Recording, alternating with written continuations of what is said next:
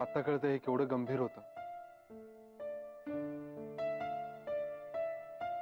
तुम्हाला सारखं सांगायचा प्रयत्न करत होतीस आणि मी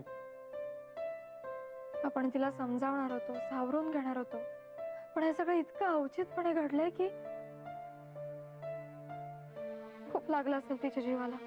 मेघना, मी एकदा जीव वाचवलाय तिचा, पण आता माझ्याचमुळे तिच्या जीवाला धोका नाही ना निर्माण झालाय. काही का असे ना, ही गोष्ट तर खरी आहे की ती आपल्यामुळेच घर सोडून गेली. मेघना, हे सगळं घरी सांगायचं.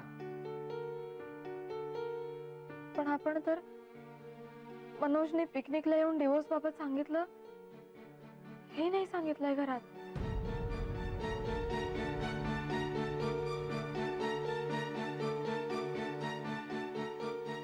माई, ही चित्रा मनोजकडे तर गेली नसेल ना?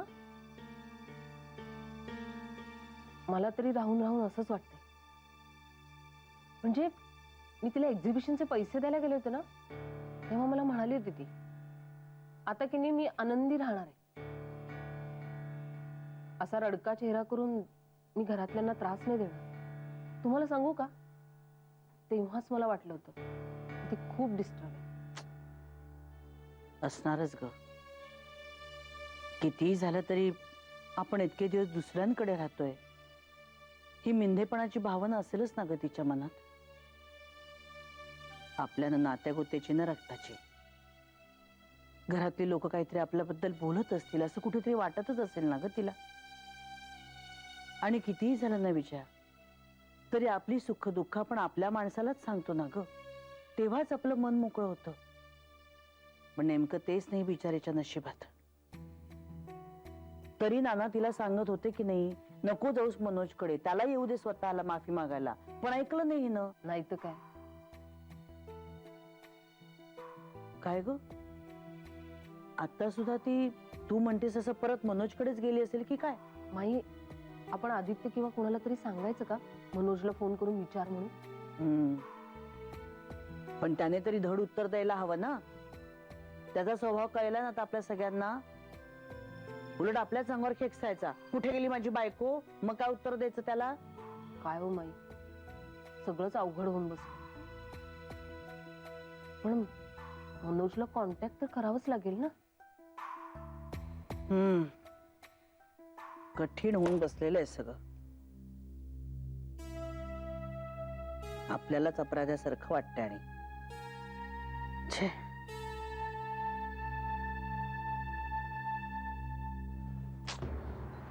अमित, नानांना कॉल करू का रे? चैन पडत नाहीये. कर कर, प्रेशर वाढत चाललंय यार.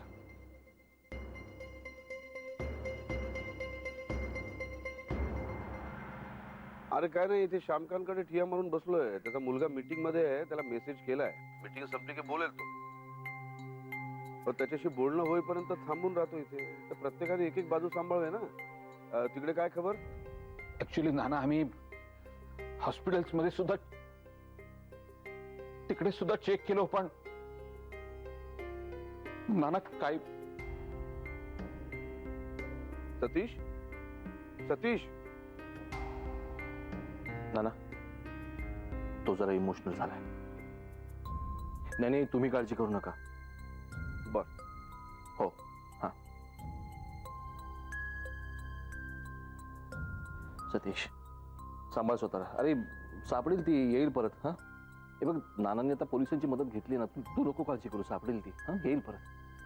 खरं तर माझाच हलगर्जीपणा नडलाय. असं वाटतं त्याच वेळी मनोजच्या 2 मुस्काटात मारले असते ना, तर बरोबर सरळ झाला असता. तेव्हा ना प्रकरण मिटलं असतं. सतीश, तू स्वतःला का दोष देतोयस? अरे नाहीतर काय, चित्रा ही माझी जबाबदारी आहे ना. अरे असं कसं म्हणतोस तू? आपल्या सगळ्यांची जबाबदारी आहे ती. नाही अमित, नाही. तो घरातल्या सगळ्यांचा मोठेपणा आहे, पण व्यक्तिशः चित्रा ही माझी जबाबदारी आहे, आणि याची जाणीव मी ठेवायलाच हवी. सतीश, आपण प्रयत्न करतो आहोत ना. पण ही वेळ येईपर्यंत मी वाट का बघितली? त्याच वेळी काहीतरी करायला हवं होतं. आता अण्णांना काय तोंड दाखवू?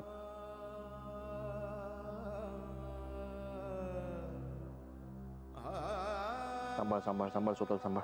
रिलॅक्स. चित्र सापडले नाही तर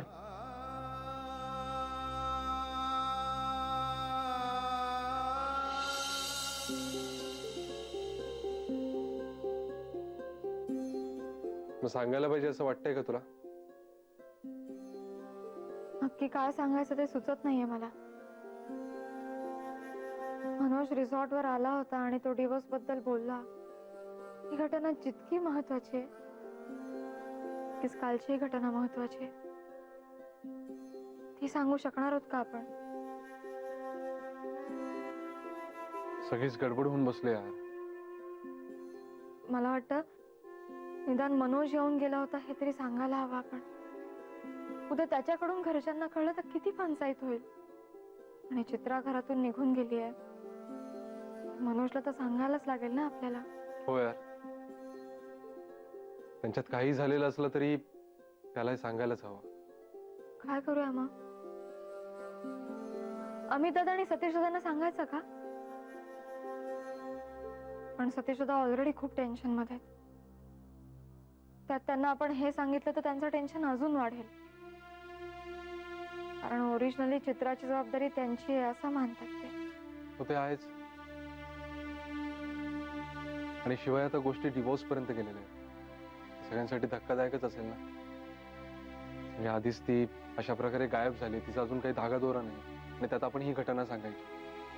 म्हणजे या घटनेचा धक्का आणि आपण वेळेवर सांगितलं नाही हा दुसरा धक्का. काय करायचं?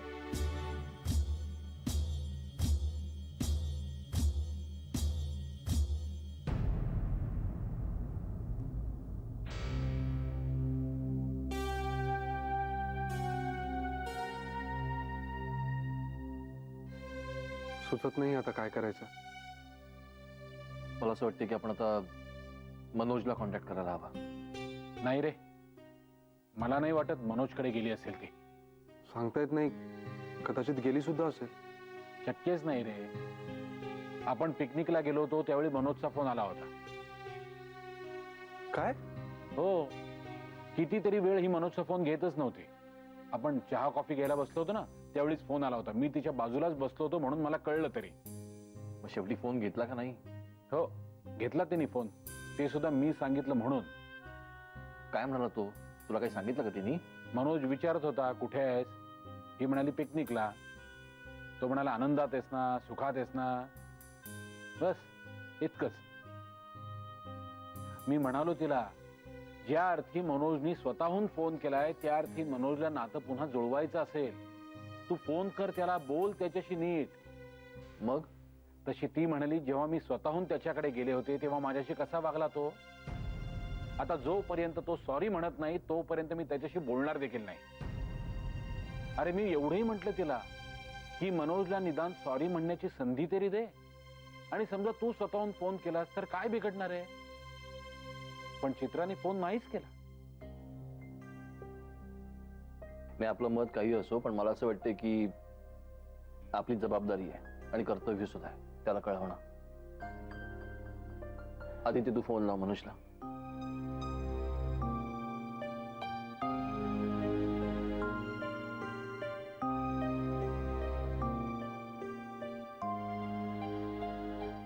रिंग वाजते पण उचलतच नाहीये.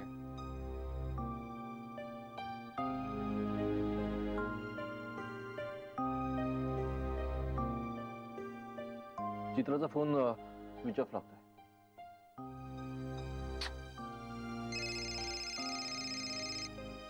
नानांचा फोन. हा बोला. तर काय नाही, श्यामकांतच्या मुलाशी संजयशी बोलणं झालंय. त्याला आवश्यक ती माहिती दिली आहे. पोलीस प्रयत्न करतीलच. हा, मी निघतो जरा वेळाने. तोपर्यंत काय कळलं तर एकमेकांना कळवूया. हो. काय रे, काय झालं? काही कळलं का? नाना म्हणाले ते श्यामकांत आहेत ना, त्यांचा मुलगा संजय, त्याला सगळी माहिती दिलेली आहे. चला आता पोलीस मदतीला आहेत त्यामुळे काहीतरी होईल असं वाटतंय. चित्रा सुखरूप असू दे रे बाबा.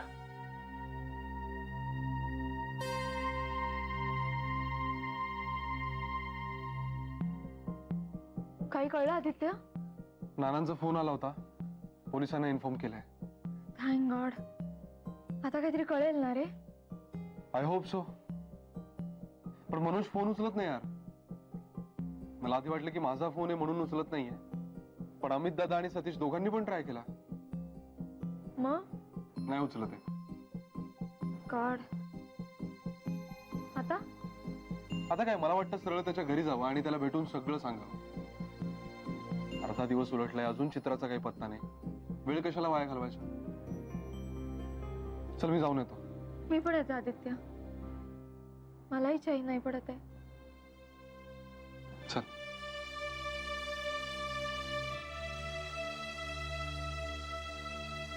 काय रे, काही सोल्युशन दिसतं? नाही,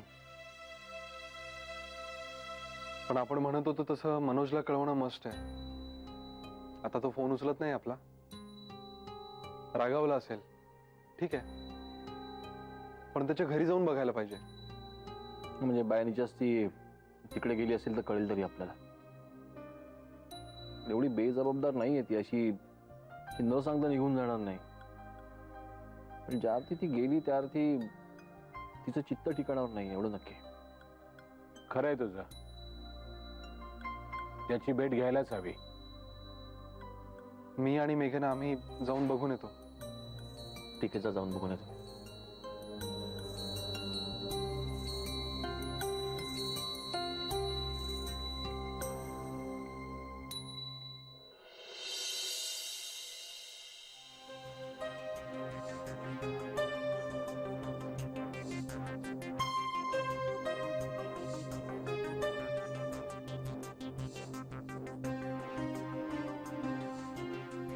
मनोज नाहीये घरी. शेजारी पण कोणी नाहीये चौकशी करायला. तरी मी चिठ्ठी टाकून आलो एक. पण तो भेटला असता तर बरं झालं असतं यार. हो ना.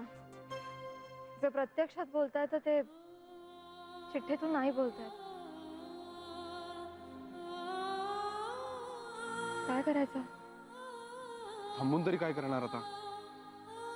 चल जाऊया.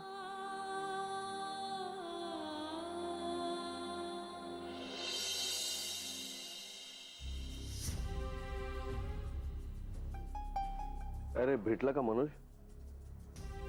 नाही, नव्हता तो घरी. पण त्याला हे सगळं कळावं म्हणून आम्ही एक चिठ्ठी टाकून आलो. नाही, ते बरं केलं बाबा. नाही, ते मनोजचा स्वभाव विचित्र आहे रे. त्याला हे सगळं कळलं नाही या मुद्द्यावरनं भांडायला आला असता आपल्याशी. नाही, मला एकदा वाटलं होतं की हे सगळं अण्णांना कळवावं, पण त्यांची सध्याची तब्येत बघता त्यांना हे सगळं झेपेल की नाही याची काळजी वाटते मला. आता जी परिस्थिती आली ना, फार विचित्र आहे रे. मग त्यांना कळवलं तरी पंचायत, नाही कळवलं तरी पंचायत. नाही, पण एकंदर आता चित्राची सगळी जबाबदारी आपण घेतली म्हटल्यानंतर हे आपल्याला सगळं निस्तरणं भाग आहे म्हणा. नाही, पण आपण पॉझिटिव्ह राहूया. नाही, याच्या आधी बरेचदा त्यांच्या दोघांमध्ये अशी भांडणं झाली, पण मला फारसं काही वाटलं नाही. म्हटलं रुटीन भांडणं आहेत, नवरा बायकोमध्ये होतात, काही काळाने मिटतील. आता मात्र मलाही भीती वाटायला लागली.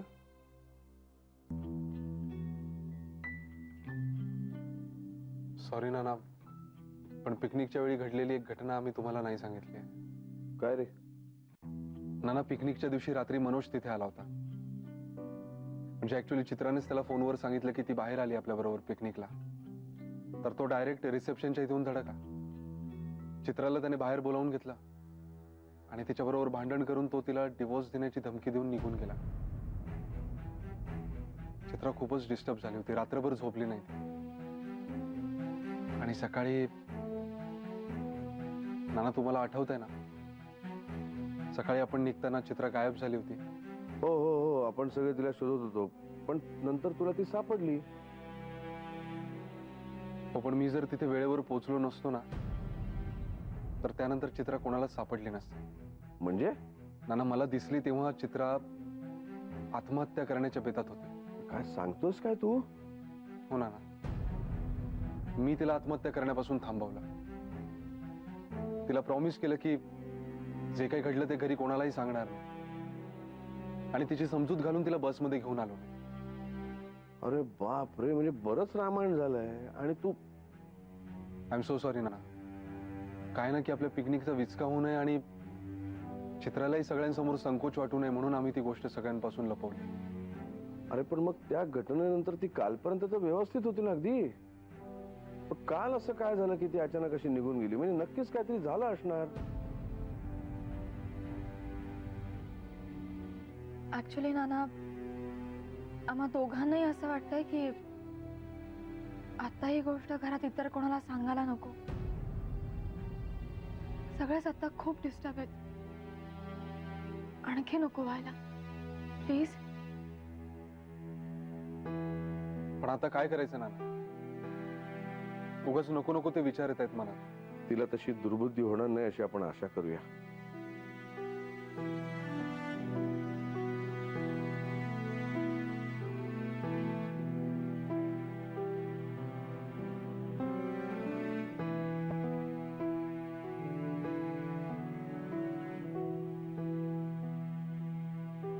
अजूनही पत्ता नाहीये ग चित्राचा. सगळीकडे शोधलंय अर्चू, सगळीकडे शोधलंय. अर्चू प्लीज काहीतरी मार्ग सुचव. सतीश, अरे पण गेली कुठे असेल ही?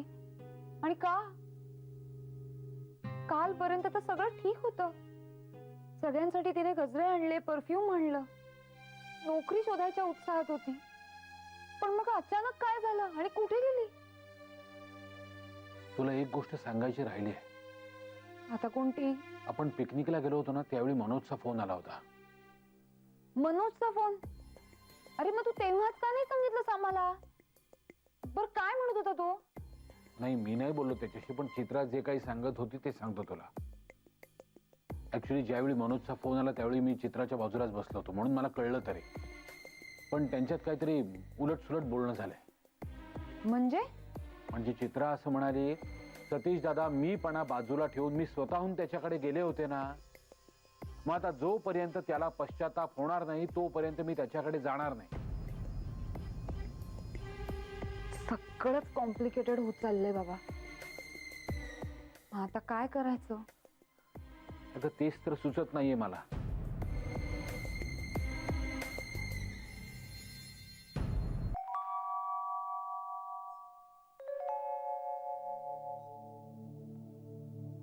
तेव्हा चित्राचा अजून काहीच पत्ता लागत नाहीये रे. फोनही लागत नाही. कुठे असेल, कशी असेल, काही कळत नाहीये. तूच तारण हरतायस. सगळ्यांना संकटातून बाहेर काढ.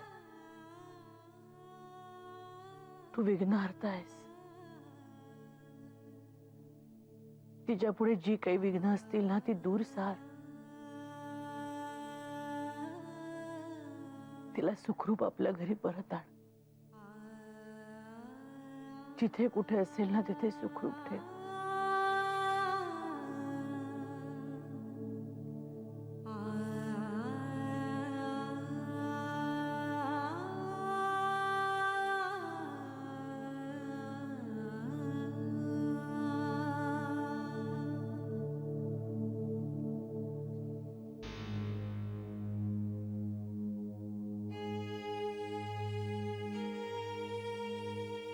आता अगदी माझा धीर सुटत चाललाय हो.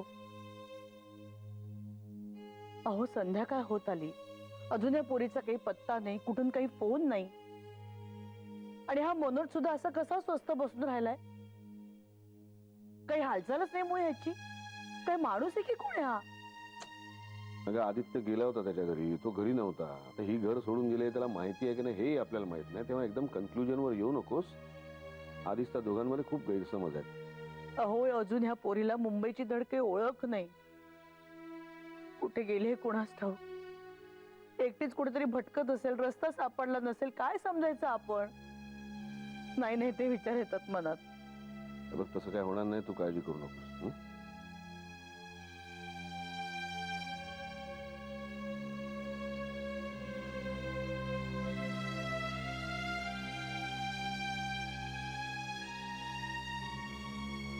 नाना, संजयकडून काही कळलं का? अरे नाही ना, अक्षरशः 5-5 मिनिटांनी फोन करतोय मी. आता मला टेन्शन यायला लागलंय. त्या अण्णांना काय सांगायचं आणि कसं सांगायचं. सांगितलं तर त्यांच्या तब्येतीचं टेन्शन, नाही सांगितलं तर ते आपल्याला बोलणार. काय कळेनासच झालंय. माई,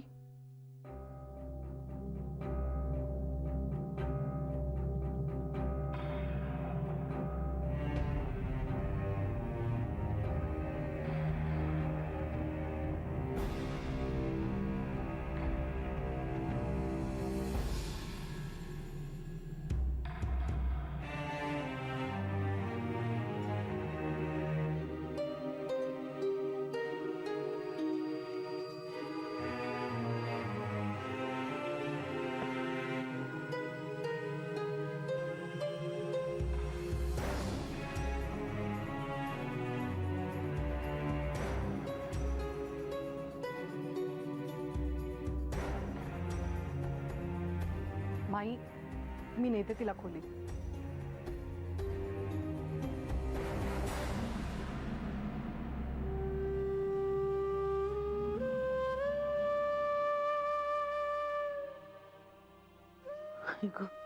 संजीवनी, काय झालं? काही नाही हो. इतक्या वेळ धीर एकवटून बसले होते सगळा. तिला बघितल्यावर अवसानच गळलं हो माझं. ते बघ, काळजी करू नकोस. ती आली ना आता. तू चल, तू आज पड. ये उठ, ये सावकाश सावकाश.